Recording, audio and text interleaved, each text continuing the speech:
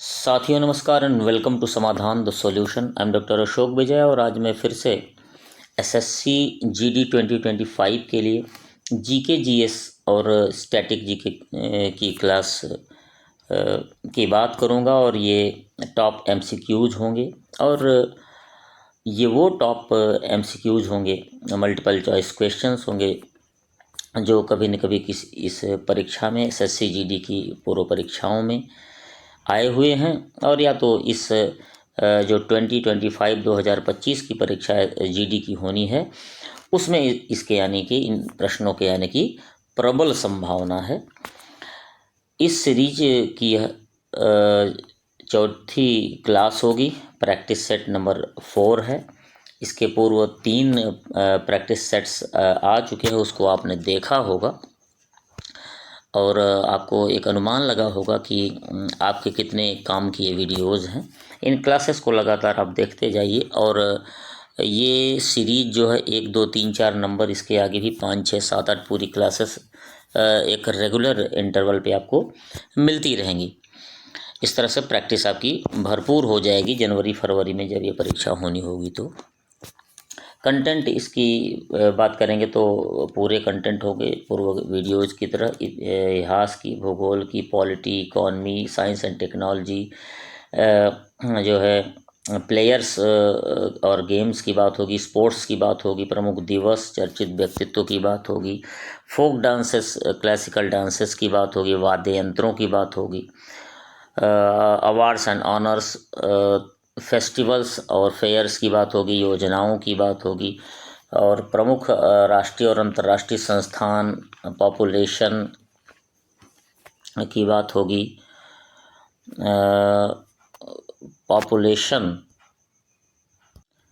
के साथ सेंसस की बात होगी, जनगणना की बात होगी, राजधानी और मुद्राओं की बात होगी, नेशनल पार्क्स की बात होगी, करंट अफेयर्स के कुछ क्वेश्चंस इसमें रहेंगे, भारत और विश्व में प्रथम इत्यादि पुस्तकें एवं लेखकों से लगातार प्रश्न आते रहेंगे, प्रमुख चक्रवातों की बात होगी। इस तरह से लगातार वो क्वेश्चंस जो आते रहेंगे उन सब टॉपिक्स को कवर किया जा रहा है विभिन्न क्लासेस के माध्यम से। इसलिए इस पूरी वीडियो को ध्यान से देखिए और बड़े ही धैर्य के साथ देखिए। आइए प्रारंभ करते हैं। पहला प्रश्न है, गुप्त वंश के किस शासक ने सर्वप्रथम महाराजाधिराज की उपाधि धारण की? Which ruler of the Gupta dynasty first assume the title of Maharajadhiraj? तो क्या श्रीगुप्त था या समुद्रगुप्त या चंद्रगुप्त प्रथम या चंद्रगुप्त सेकंड? तो महाराजाधिराज याद रखिए, महाराजाधिराज की उपाधि धारण करने वाला चंद्रगुप्त प्रथम था। So option number C is the right answer, Chandragupta first Maharajadhiraj. Gupta वंश की बात करें तो इसे शासन का स्वर्ण युग कहा जाता है। ये प्रश्न कई बार आया हुआ है कि शासन का स्वर्ण युग किसे कहा जाता है, तो ये आप बताएंगे गुप्त वंश को। सारनाथ की भूमि स्पर्श वाली बुद्ध की प्रतिमा पहली बार गुप्त वंश में प्राप्त हुई थी और हूणों का आक्रमण गुप्त वंश में हुआ था। तो ये 3 महत्वपूर्ण चीज़ें गुप्त वंश से संबंधित हैं और ये तीनों प्रश्न लगातार आते हैं, इसलिए ध्यान से इनको देखे रहिए। गुप्त वंश का संस्थापक कौन था? तो श्रीगुप्त था। गुप्त वंश का वास्तविक संस्थापक ये चंद्रगुप्त प्रथम था और ये वही है जिसने महाराजाधिराज की उपाधि धारण की थी प्रथम बार। सर्वप्रथम स्वर्ण मुद्राओं का इसने प्रचलन किया, किसने? चंद्रगुप्त प्रथम ने। और गुप्त संवत का प्रारंभ भी किया 319 ईस्वी में इसी चंद्रगुप्त प्रथम ने। समुद्रगुप्त की बात की जाए तो जो कि चंद्रगुप्त फर्स्ट का लड़का था, इसे भारत का नेपोलियन कहा जाता था और ये नाम इसको विंसेंट स्मिथ ने दिया था।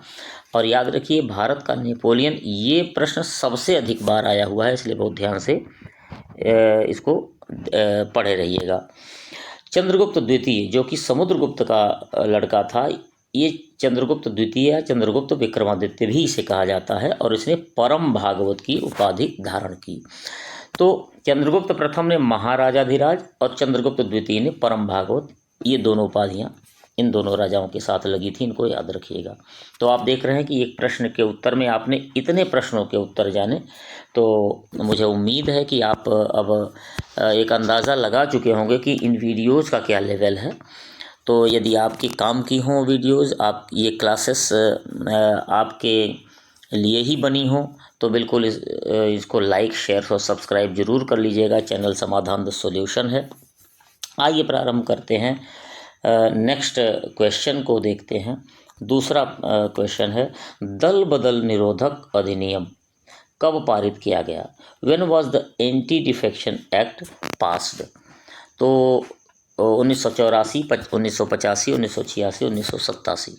देखिए, option number B is the right answer. 1985 में यह दल बदल निरोधक अधिनियम पार्लियामेंट से पास हुआ था और 1985 में प्रधानमंत्री जो थे वो राजीव गांधी थे, क्योंकि 84 में इंदिरा गांधी की हत्या के बाद उनको प्रधानमंत्री बनाया गया था। 15 फरवरी 1985 को यह अधिनियम लागू हुआ था। 52वां संशोधन संविधान का हुआ था और 1985 में उसी के तहत यह लागू हुआ। 10वीं अनुसूची अनुच्छेद 102 और 191 में संशोधन किया गया था। 10वीं अनुसूची जोड़ी गई थी इस अधिनियम को लागू करने के लिए। 1 मार्च 1985 को लागू हुआ था, पारित हुआ यहाँ और यहाँ लागू हुआ इस तिथि को। लोकसभा अध्यक्ष जो है वो विधायकों को या सांसदों को अयोग्य घोषित करता है। यह अधिकार लोकसभा अध्यक्ष को है। यदि 1/3 से कम सांसद किसी दल से टूट के जाते हैं तो वो अयोग्य घोषित हो जाएंगे और यह कार्य लोकसभा अध्यक्ष करेगा या विधानसभाओं के मामले में विधानसभा अध्यक्ष करेगा। भारत में बहुदलीय प्रणाली का प्रचलन है। बहुदलीय माने 2 से अधिक राजनीतिक दल। 2 दल तक तो 2 दलीय, द्विदलीय सिस्टम कहा जाएगा, और लेकिन 2 से जैसे ही अधिक पार्टियां हुई तो बहुदलीय प्रणाली कहा जाएगा। और आप जानते हैं कि भारत में तो बहुत सारे दल हैं, इसलिए बहुदलीय प्रणाली है। राष्ट्रीय दल होने के लिए क्या योग्यता है?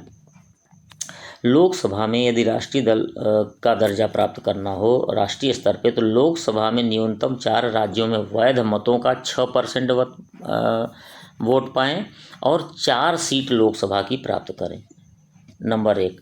दूसरी जो है शर्त यह है कि कम से कम 4 राज्यों में राज्य स्तरीय दल का दर्जा प्राप्त कर लें, तब हो तो राष्ट्रीय दल घोषित किए जाएंगे। क्षेत्रीय दल होने के लिए क्या है कि विधानसभा में कुल वैध मतों का 6% पाएँ तथा 2 सीट पाएँ विधानसभा की, या तो दूसरा क्या है, लोकसभा में 6% मत पाएँ या 1 लोकसभा की सीट पाएँ तो उन्हें क्षेत्रीय दल का दर्जा दिया जाएगा। तो राष्ट्रीय दल और क्षेत्रीय दल का दर्जा प्राप्त करने के लिए जो पार्टियां हैं उनको ये शर्तें पूरी करनी आवश्यक है। नेक्स्ट, तीसरा प्रश्न है, वायुमंडलीय ओजोन परत किसके कारण क्षरित हो रही है? Due to what is the atmospheric ozone layer being depleted? तो आप जानते हैं कि ओजोन परत का क्षरण हो रहा है, उसमें बड़ा सा छिद्र हो जाता है जिसकी वजह से अल्ट्रावायलेट रेज जो है नीचे आ जाती हैं। लेकिन ये छिद्र हो क्यों रहा है ओजोन परत में? तो क्या carbon dioxide, carbon monoxide, chlorofluorocarbon या सल्फर डाइऑक्साइड किसकी वजह से हो रहा है? तो ये क्लोरोफ्लोरोकार्बन की वजह से, option number C is the right answer, इसकी वजह से हो रहा है। और ये जो ये है, ये देखिए ये स्थिति है किसकी? ओजोन परत की। ओजोन परत होती कहाँ है ये प्रश्न आ जाता है, तो आप याद रखिएगा स्ट्रेटोस्फियर, ये है स्ट्रेटोस्फियर के निचले हिस्से में ये होती है, ये ओजोन छिद्र है, ठीक है। तो ओजोन लेयर है, तो ये ओजोन लेयर होती है स्ट्रेटोस्फियर के निचले भाग में, और क्लोरोफ्लोरोकार्बन इसका कारण है, इसमें छिद्र करने का, क्षरण करने का।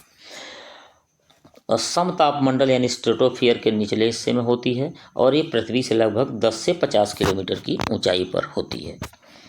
पराबैंगनी किरण आने से रोकते हैं जिससे त्वचा कैंसर का खतरा बरकरार रहता है, बना रहता है। अंतर यदि यानी पराबैंगनी किरण नीचे आएगी तो तो इसको क्या करती है, ओजोन लेयर जो है उसको रोक देती है, लेकिन जब छेद हो जाता है तो वापस चली जाती है और नीचे आ जाती है और लोगों को परेशानी होती है, त्वचा कैंसर जैसी खतरे का सामना करना पड़ता है। अंतर्राष्ट्रीय ओजोन परत संरक्षण दिवस, या इसे अंतर्राष्ट्रीय ओजोन संरक्षण दिवस, ओजोन दिवस भी कहा जाता है, यह 16 सितंबर को मनाया जाता है। इसी दिन 1987 में मॉन्ट्रियल प्रोटोकॉल पर हस्ताक्षर हुआ था। इसी वजह से इसी दिन 16 सितंबर को जो है अंतर्राष्ट्रीय ओजोन दिवस मनाया जाता है। ध्रुवों पर ओजोन छिद्र का अधिकतम मान जो है अक्टूबर नवंबर के मध्य में होता है। ये वसंत ऋतु के समय होता है और यह 40% इसका क्षरण हो जाता है ध्रुवों पर, ऐसा वैज्ञानिकों ने शोध में पाया है। नेक्स्ट, चौथा प्रश्न है, गणगौर उत्सव प्रमुख त्यौहार है कहाँ का? देखिए, ये बहुत प्रश्न आया हुआ है, इसको आप याद रखिए। गणगौर उत्सव जो है राजस्थान का प्रमुख त्यौहार है।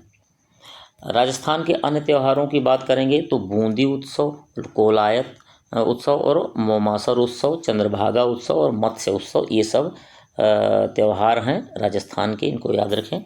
हिमाचल प्रदेश के त्योहारों की बात करें तो फुलिच ये खूब आता है और मिंजर मेला भी, दोनों, ये दोनों याद रखिए। छत्तीसगढ़ के त्योहारों में मड़ई उत्सव, माटी पूजा उत्सव, दोनों महत्वपूर्ण हैं। उत्तराखंड में हरेला उत्सव, बहुत प्रश्न पूछा गया है। देवी धुरा मेला, खूब प्रश्न आया है। फूलदेई महोत्सव, ये प्रश्न बड़े महत्वपूर्ण हैं, इंपॉर्टेंट हैं, इनको बिल्कुल याद रखिए, 1-2 बार पढ़ लीजिए। पांचवा प्रश्न है, सुभाष चंद्र बोस को राष्ट्र नायक किसने कहा? तो who called Subhash Chandra Bose a national leader? तो सुभाष चंद्र बोस को राष्ट्र नायक कहा रविन्द्रनाथ टैगोर ने। Option number A is the right answer. Gandhi ji ने बोस को देशभक्तों का देशभक्त कहा। अब देखिए, सुभाष चंद्र बोस को राष्ट्र नायक किसने कहा? रविन्द्रनाथ टैगोर ने। लेकिन देशभक्तों का देशभक्त किसने कहा? गांधी जी ने सुभाष चंद्र बोस को ही। नेहरू जी ने सुभाष चंद्र बोस को कहा भारतीय देशभक्त की ज्वलंत तलवार। देखिए, सुभाष चंद्र बोस क्या पर्सनालिटी थे, कितने बड़े बड़े लोगों ने उनको उपनाम दिए। और सुभाष चंद्र बोस ने क्या नारा दिया? तुम मुझे खून दो, मैं तुम्हें आज़ादी दूंगा, और यह मलेशिया से नारा दिया गया। नेक्स्ट, छठा प्रश्न है, राष्ट्रीय उपभोक्ता दिवस, नेशनल कंज्यूमर्स डे कब मनाया जाता है? तो ये नेशनल कंज्यूमर्स डे 24 दिसंबर को मनाया जाता है। Option number D is the right answer. अब दिसंबर के दिवसों को देखें। 1 दिसंबर को विश्व एड्स दिवस, ये लोकप्रिय है, इसको आप जानते हैं। 3 दिसंबर को अंतर्राष्ट्रीय विकलांगता दिवस, ये प्रश्न खूब आता है। 4 दिसंबर को नौसेना दिवस। 10 दिसंबर को अंतर्राष्ट्रीय मानवाधिकार दिवस, इम्पोर्टेंट है। और 24 जनवरी को राष्ट्रीय बालिका दिवस मनाया जाता है। ये प्रश्न फिलहाल की परीक्षाओं में खूब आया है। और 11 अक्टूबर को जो है अंतर्राष्ट्रीय बालिका दिवस। तो 24 जनवरी को राष्ट्रीय बालिका दिवस और 11 अक्टूबर को अंतर्राष्ट्रीय बालिका दिवस मनाया जाता है, ये दोनों याद रखिए।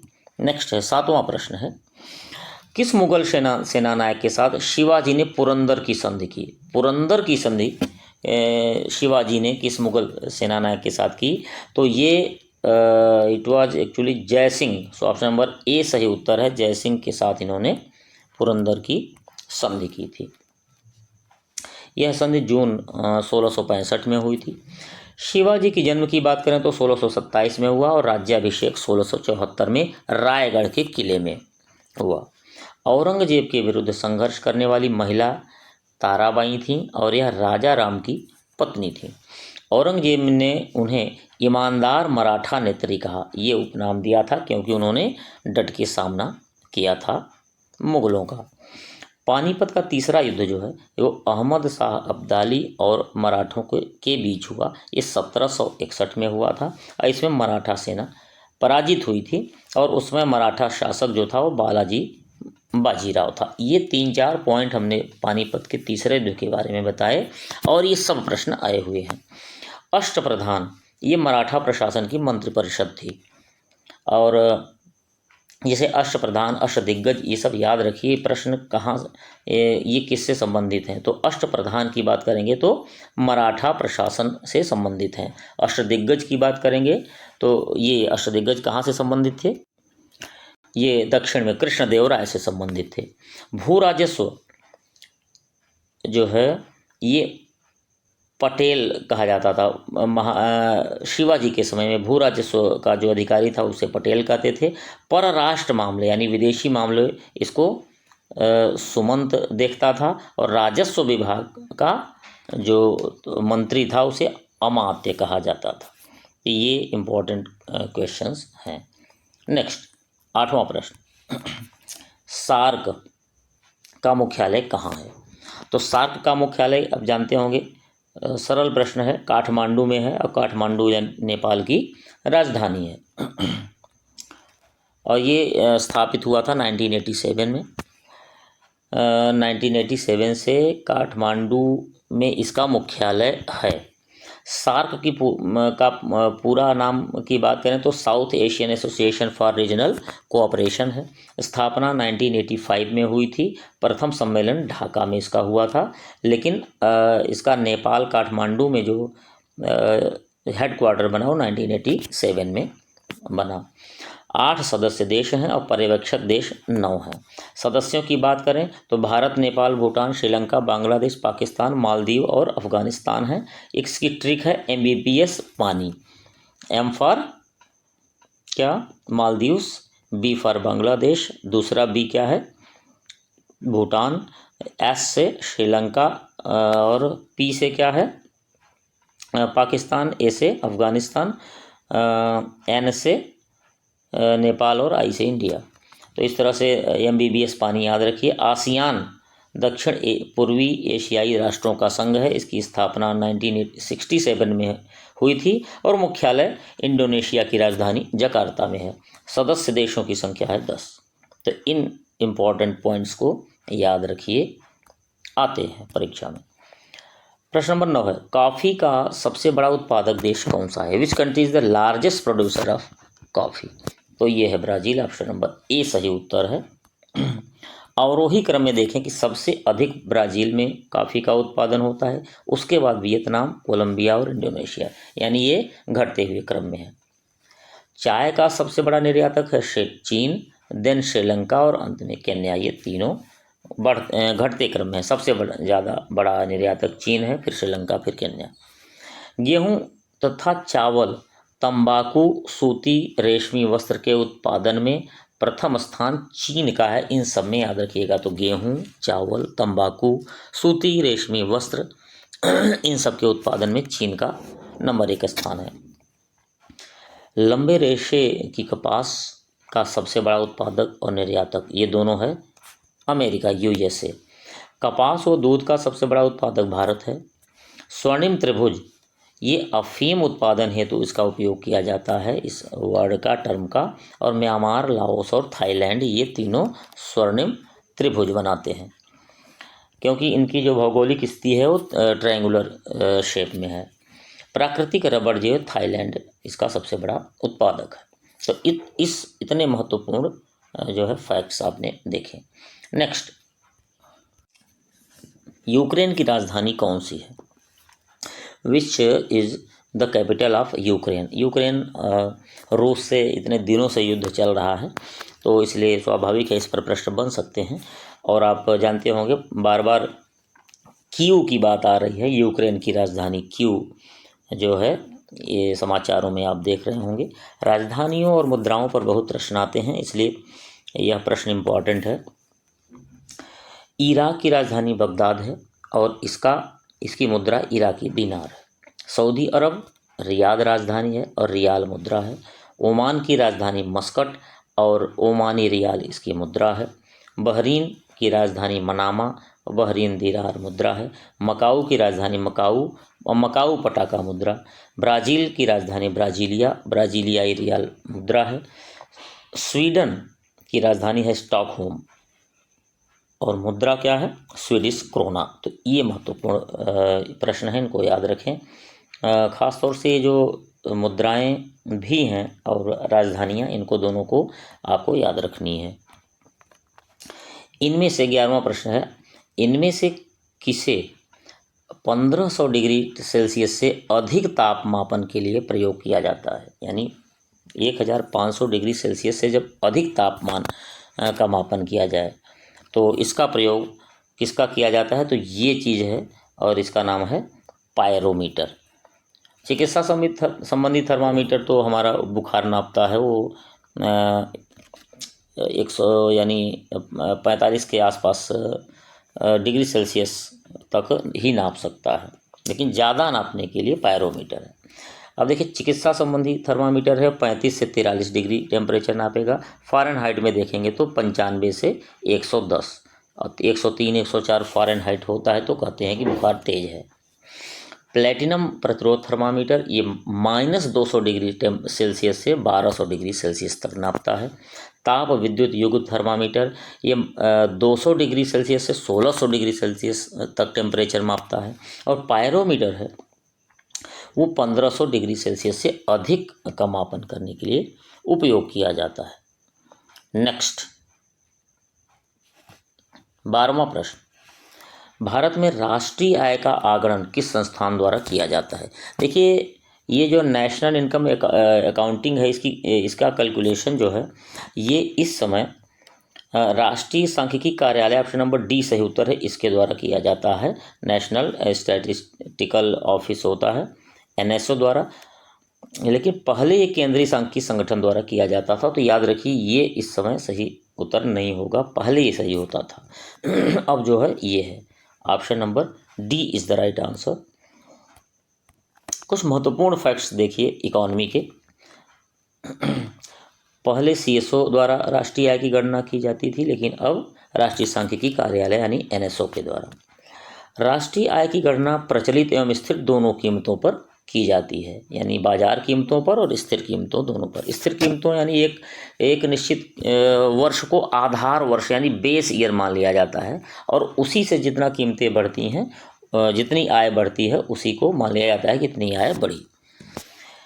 GNP जो है और GNP क्या होता है? ग्रास नेशनल प्रोडक्ट, और GDP ग्रास डोमेस्टिक प्रोडक्ट। तो GNP बराबर GDP प्लस विदेशों से प्राप्त शुद्ध साधन आय। ये याद रखिए कि GDP जो है देश की घरेलू सीमा के अंतर्गत जो उत्पादन होता है, और GNP घरेलू और बाहर दोनों सीमाओं यानी जो अपने देश में है और विदेशों में भी जो लोग हैं उनके द्वारा जो, तो GNP जो है लोगों से संबंधित है, लोगों द्वारा कितनी इनकम हो रही है। और GDP जो है ये बाउंड्री से संबंधित है, यानी ये भारत है तो भारत के अंदर जितनी उत्पादन हो रहा है, चाहे विदेशी हो चाहे भारत के लोग हों, तो बाउंड्री से संबंधित GDP है और लोगों से संबंधित GNP है। GNP इक्वल टू इसका दूसरा फार्मूला है NNP के फॉर्म में देखा जाए तो NNP प्लस डिप्रेसिएशन, जो डिप्रेसिएशन है उसको भी जोड़ के NNP में GNP निकाला जाता है। प्राथमिक घाटा बराबर, देखिए ये प्रश्न कई बार आता है, इसको याद रखिएगा। राजकोषीय घाटा में से जब ब्याज भुगतान निकालेंगे तो प्राइमरी डेफिसिट आ जाएगा, राइट। हरित सकल राष्ट्रीय आय क्या है? जिसमें पर्यावरण क्षरण का भी लेखा हो। तो कुल राष्ट्रीय आय में यदि पर्यावरण क्षरण हुआ है उसको माइनस कर दें तो हरित सकल राष्ट्रीय आय हो जाएगी। आर्थिक विकास के साथ राष्ट्रीय आय में तृतीय क्षेत्र का अंश बढ़ता है और प्राथमिक का घटता है। ये एक ट्रेंड होती है इकोनॉमिक डेवलपमेंट का। हिंदू समृद्धि दर, ये भी प्रश्न बहुत आता है। पहले तो याद रखिए कि हिंदू समृद्धि दर होती है 3.5%, सकल राष्ट्रीय उत्पाद यानी GNP से संबंधित होती है। और ये जो कॉन्सेप्ट है हिंदू समृद्धि दर का, ये प्रोफेसर राजकृष्ण ने ये कॉन्सेप्ट दी थी। भारत की राष्ट्रीय आय का सर्वप्रथम अनुमान किसने लगाया था? तो ये दादा भाई नौरोजी थे, जिन्हें grand old man of India कहा जाता है। तो इतने महत्वपूर्ण इकोनॉमी के प्रश्नों को आप याद रखेंगे। नेक्स्ट है 13वां प्रश्न, निम्नलिखित फसलों में से कौन एक खरीफ के मौसम की फसल है? तो खरीफ के मौसम की फसल कौन सी है? क्या मसूर है, सरसों है, अलसी है और सोयाबीन है? ऑप्शन नंबर डी सही है, सोयाबीन है।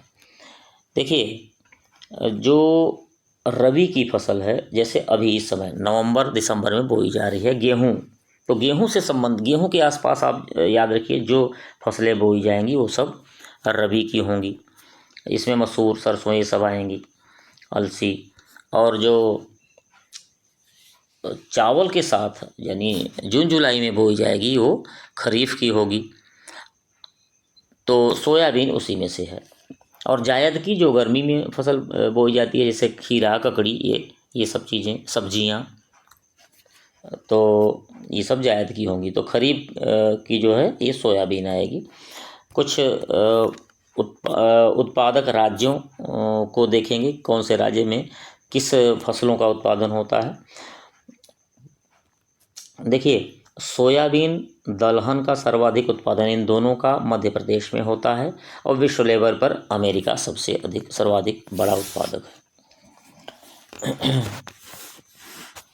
दलहन अनुसंधान केंद्र की बात करें तो ये कानपुर में है।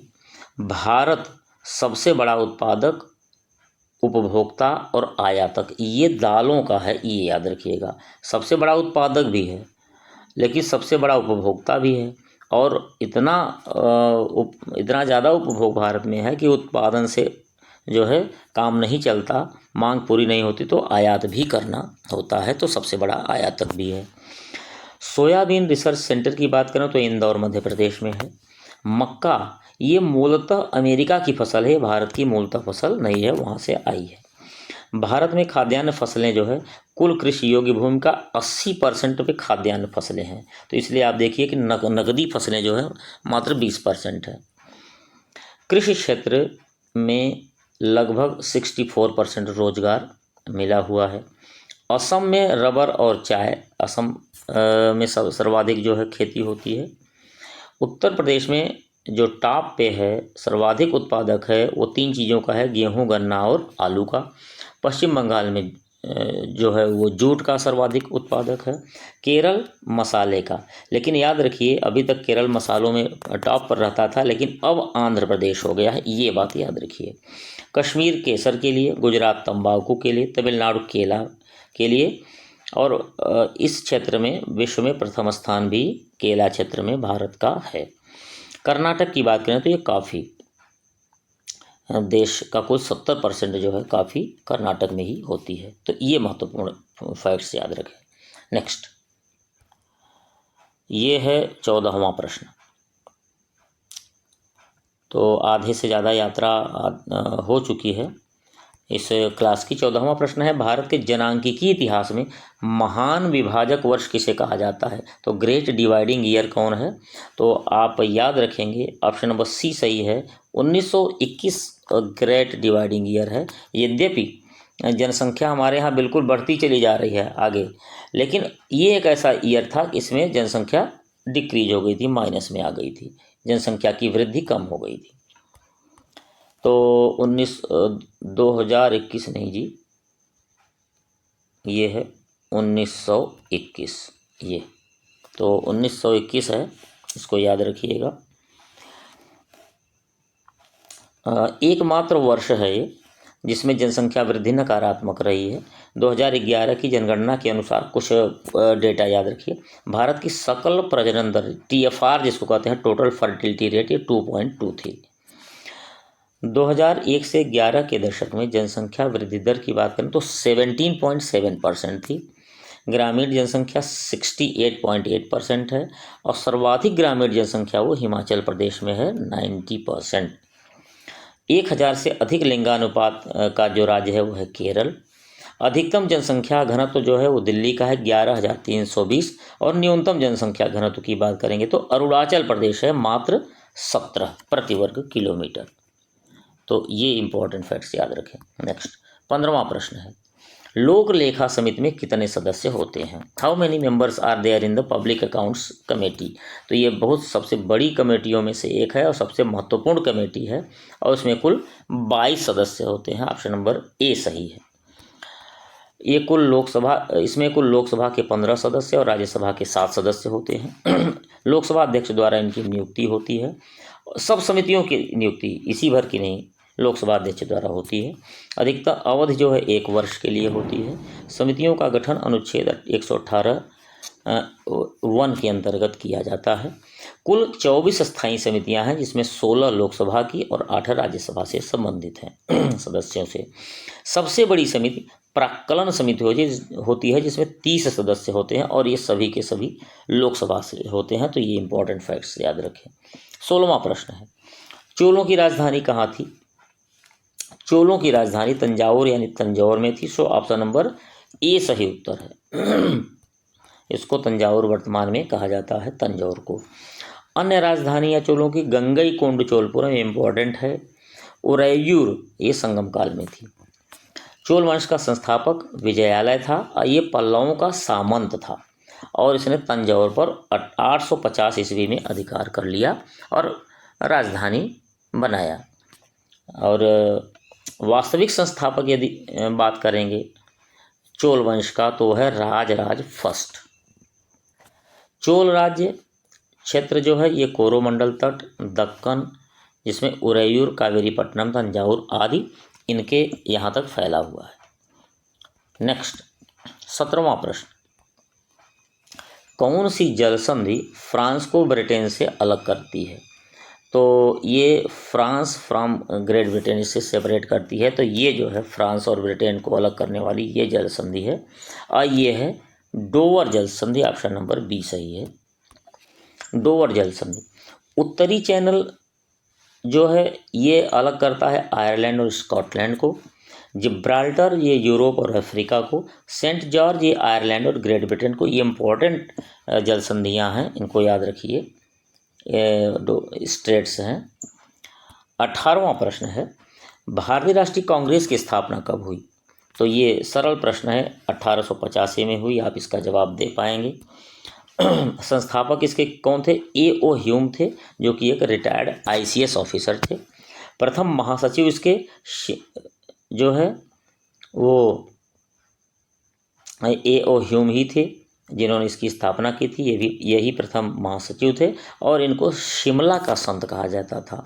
प्रथम अध्यक्ष की बात करें तो W.C. बनर्जी थे।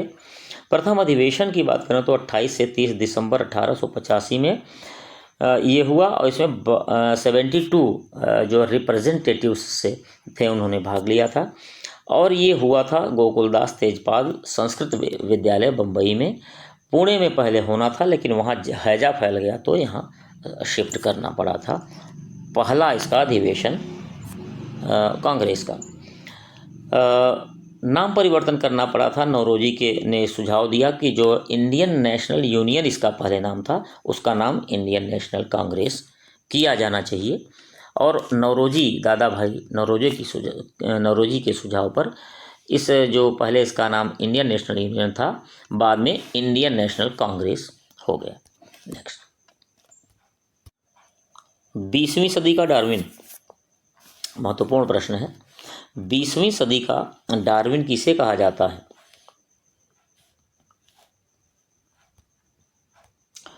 तो 20वीं सदी का Darwin who is known as the Darwin of 20th century. So this man and who is this man? Option number B सही है, अर्नस्ट मेयर। अर्नस्ट मेयर जो है यह एक विख्यात प्रकृतिवादी और पक्षी विज्ञानी थे हैं। विकासवाद के प्रकृतिम सिद्धांत यानी सिंथेटिक थ्योरी के वास्तुकार थे। डार्विन की तरह विकासवाद की बुनियादी महत्व की बेहतर समझ के लिए इन्होंने काम किया था। हरगोविंद खुराना की बात करें तो चिकित्सा का नोबेल इनको 1968 में मिला था। और CV रमन की बात करेंगे जिन्होंने रमन इफेक्ट बताया और यह क्या था? प्रकाश के प्रकीर्णन पर उत्कृष्ट कार्य था और वह कार्य रमन इफेक्ट कहा जाता है। इसके लिए भौतिकी का नोबेल 1930 में मिला इनको। ये इम्पोर्टेंट है। नेक्स्ट 20वां प्रश्न है, विटीकल्चर किससे संबंधित है? तो इससे संबंधित है, किससे? अंगूर की खेती से, एग्रीकल्चर ऑफ ग्रेप्स से।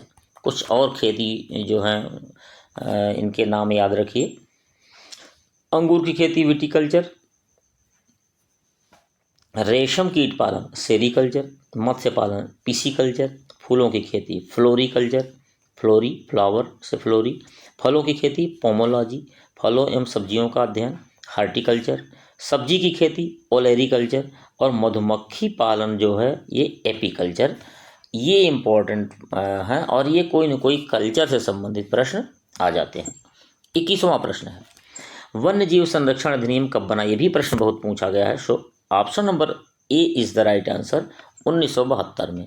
कुछ और अधिनियम देखिए, जल प्रदूषण नियंत्रण अधिनियम 1974 में, वन संरक्षण अधिनियम 1980 में, वायु प्रदूषण नियंत्रण अधिनियम 1981 में, पर्यावरण संरक्षण एक्ट 1986 में, जैव विविधता अधिनियम 2002 में, और नेशनल ग्रीन ट्रिब्यूनल, इसकी बड़ी चर्चा होती है, NGT, ये 2010 में इसकी स्थापना की गई थी। नेक्स्ट 22वां प्रश्न है, किस ग्रंथ को हिंदू धर्म का 5वां वेद कहा जाता है? Which text refer to as the 5th Veda of Hinduism?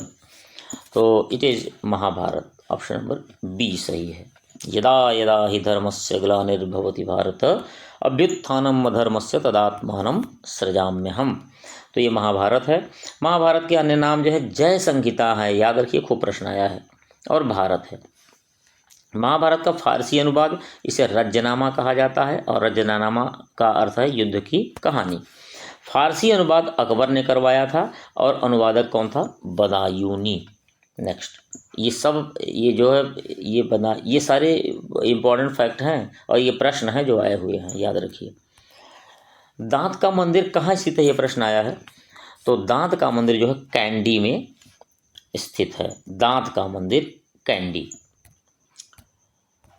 बौद्ध धर्म से संबंधित है ये।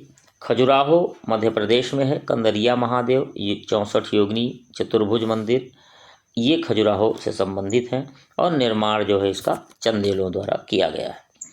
विट्ठल मंदिर हम्पी कर्नाटक में है। कैलाश मंदिर एलोरा की गुफाओं के साथ है, और ये विश्व का सबसे बड़ा रॉक कट स्मारक है। ब्लैक पैगोडा सूर्य मंदिर को कहते हैं, कोणार्क के सूर्य मंदिर को, जो कि उड़ीसा में है, इसको ब्लैक पैगोडा कहते हैं। ये प्रश्न आता है, इंपॉर्टेंट है। श्री पद्मनाभ स्वामी मंदिर ये तिरुवनंतपुरम केरल में है, और श्री वेंकटेश्वर स्वामी मंदिर ये तिरुपति आंध्र प्रदेश में है। बहुत फेमस मंदिर है, इनको याद रखें। 24वां प्रश्न, इसके बाद एक प्रश्न बचेगा। नदियों का देश किसे कहा जाता है? Which country is called as the country of rivers? Pakistan. देखिए, पाकिस्तान नहरों का देश है, तो Bangladesh is the right answer. ये जो है नदियों का देश है। नदियों का देश बांग्लादेश, और नहरों का देश पाकिस्तान। इंग्लैंड जो है बनियों का देश, ये नेपोलियन ने कहा था, क्योंकि इन्होंने बनियागिरी करके सब जगह दूसरे देशों में ये लोग गए और अपना माल बेचने के लिए, लेकिन बाद में क्या हुआ कि वहीं पर कब्जा कर लेते थे। तो ये बनियों का देश इंग्लैंड को कहा जाता है। फिनलैंड जो है 1000 झीलों का देश है, ये इंपॉर्टेंट है, याद रखिए। नेक्स्ट, अंतिम प्रश्न है 25वां प्रश्न। पुस्तक प्रिंसिपिया के लेखक कौन है? तो प्रिंसिपिया के लेखक ये हैं, बड़े महत्वपूर्ण हैं। कौन? Isaac Newton. Option number B सही है। और आइजक न्यूटन न होते तो आज हमको बल्ब का प्रकाश न मिलता। अन्य पुस्तकें इनकी ऑप्टिक्स के हैं, ऑप्टिक्स। और अल्बर्ट आइंस्टीन की बात करें, the world I see it और व्हाई सोशलिज्म, ये इनकी पुस्तक है। Stephen Hawkins, a brief history of time, बहुत महत्वपूर्ण पुस्तक इन्होंने लिखी, और ये एक ब्रह्मांड वैज्ञानिक थे। और ये वही स्टीफन हॉकिंस हैं कि केवल सिर से ऊपर, यानी गले से ऊपर सिर का भाग जो है इनका केवल एक्टिव था, नीचे पूरा शून्य था, हिलता डुलता तक नहीं था, और जो है धड़ पूरा। और तब इतने बड़े वैज्ञानिक ये बने, ब्रह्मांड वैज्ञानिक। विलियम शेक्सपियर ने ओथेलो लिखा। एडम स्मिथ की पुस्तक है wealth of Nations. Charles Darwin the origin of the species. और अमर्त्य सेन की पुस्तकें हैं पॉवर्टी एंड फेमिन्स और रिसोर्सेस वैल्यूज एंड डेवलपमेंट। ये इम्पोर्टेंट जो है पुस्तकें हैं, इनको याद रखिए। तो साथियों, आपने देखा कि ये महत्वपूर्ण जो प्रश्न थे ये आपकी जीडी में आने की इनकी पूरी संभावना है, इसलिए ये प्रश्न रखे गए हैं, इसमें शामिल किए गए हैं। मुझे पूरी उम्मीद है कि यह वीडियो आपके लिए बहुत ही प्रॉफिटेबल साबित होने वाली है, इसलिए समाधान द सॉल्यूशन को लगातार देखते रहिए, इसको सब्सक्राइब करे रहिए, और लाइक और शेयर ज़रूर करिए। कुछ बच्चों को आपके शेयर से लाभ निश्चित होगा, तो सब्सक्रिप्शन भी इसका रखिए। मुझे उम्मीद है कि यदि आप लगातार ऐसे ही जो है प्रैक्टिसेस करते रहेंगे तो आप बहुत अच्छी स्थिति में आ जाएंगे, और आप ये जो जीडी की दीवार है इसको ध्वस्त कर लेंगे, और अंत में उस पार जैसे ही पहुँचेंगे तैसे आपके लिए एक पोस्ट जीडी की इंतज़ार कर रही है। तो बहुत बहुत शुभकामनाएं हैं, लगातार लगे रहिए। समाधान दो, सोल्यूशन आपके साथ है। जय हिंद, वंदे मातरम।